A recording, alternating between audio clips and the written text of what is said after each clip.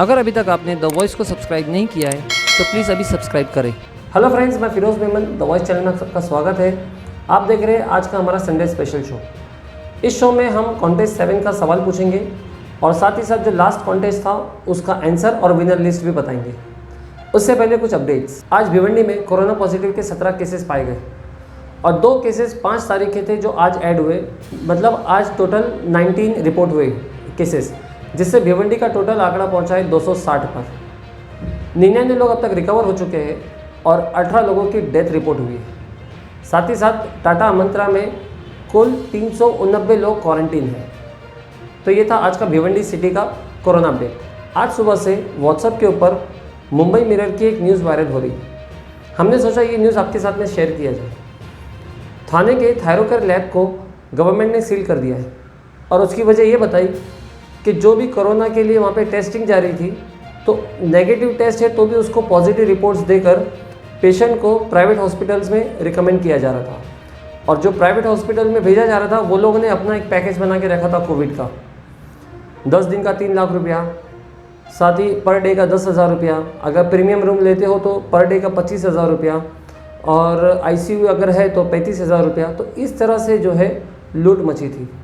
तो 2-4 कुछ पढ़े लिखे लोग थे तो उन्होंने बाहर टेस्ट कराए दूसरी जगह पे, तो वो रिपोर्ट्स नेगेटिव आई। तब जाके ये पता चला कि ये सारा जो है इनका गेम है। और ऐसे एक केसेस नहीं, कई सैकड़ों केसेस जो है इसके अंदर उन्होंने पॉजिटिव बता के लोगों को डराया और पैसे निकाले हैं। तो यहाँ पे सबसे बड़ा सवाल ये है कि एक आम नागरिक आखिर किस पर भरोसा करे। अगर आप देखोगे तो हर जगह पे इस तरह की ही लूट चली है। कुछ दिनों पहले मुंबई के सैफी हॉस्पिटल का एक केस सामने आया था, जिसके अंदर एक पेशेंट को 8 घंटे तक एडमिट किया था। 8 घंटे का खाली उसका बिल आया था 80,000 रुपया। पूछने पर बताया गया कि इसमें से 40,000 रुपये तो सिर्फ कोरोना के सेफ्टी के लिए है, और जबकि वो पेशेंट कोविड पॉजिटिव भी नहीं था, उसको सिर्फ सिम्टम्स थे, उसको सांस में तकलीफ थी और फीवर था। तो उसका 40,000 रुपया तो सिर्फ सेफ्टी का, 10,000 रुपया आइसोलेशन का, 10,000 रुपया PPE किट का, इस तरह से 40,000 रुपया उसका सिर्फ कोरोना के सेफ्टी इक्विपमेंट्स का लगाया था। यहाँ पे एक पते की बात आपको समझनी है कि PPE किट जिसका 10,000 रुपये लगाया उसका एक्चुअल कॉस्टिंग क्या है। 500, 700, 800 बेस्ट क्वालिटी है तो 1500 बेस्ट क्वालिटी। ये हॉस्पिटल्स वालों को इसमें और कम में आता होगा। साथ ही साथ एक डॉक्टर एक PPE किट पहन के क्या एक ही पेशेंट को देखता है?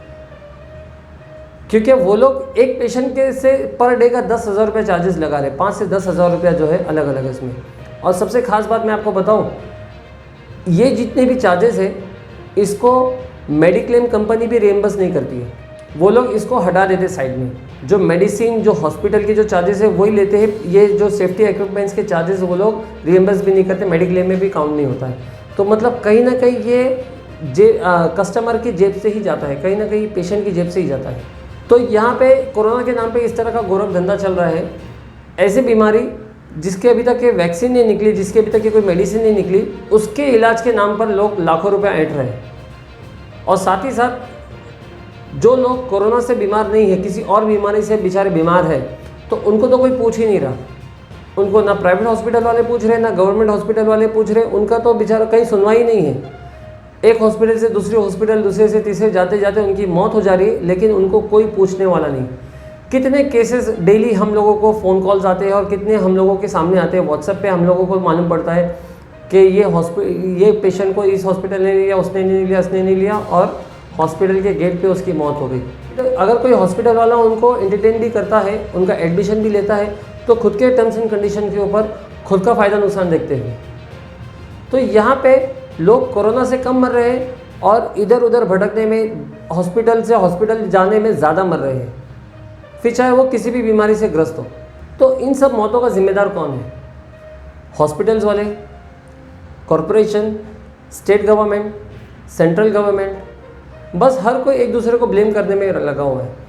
बैठे बैठे सिर्फ GR जारी कर रहे हैं, ये करना है, वो करना है, इस तरह करो, उस तरह करो, यहाँ मत जाओ, वहाँ मत जाओ। लेकिन ग्राउंड लेवल पे किसी भी चीज़ का इम्प्लीमेंटेशन नहीं हो रहा है। ग्राउंड रियलिटी बहुत ज़्यादा अलग है।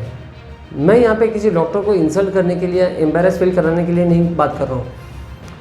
मैं ये बोल रहा हूँ कि कुछ लोगों की वजह से पूरी मेडिकल फैटर्निटी का नाम खराब हो रहा है। स्टार्टिंग में जैसे कोरोना फैला था, लोग डॉक्टर को भगवान का दर्जा दे रहे थे, फ्रंटलाइन वर्कर, कोरोना वॉरियर के नाम से बुला रहे थे। लेकिन धीरे धीरे धीरे जब हमने देखा कि यहाँ पे कुछ और ही चल रहा है, कुछ और ही बातें सामने आ रही है, तो वहाँ पे फिर लोगों का जो विश्वास था वो धीरे धीरे कम होता है, टूटता नज़र आ रहा है। तो इसीलिए हम चाहते हैं कि ये सारी बातें सामने आए और इसके ऊपर कुछ एक कॉन्क्रीट सॉल्यूशन निकले।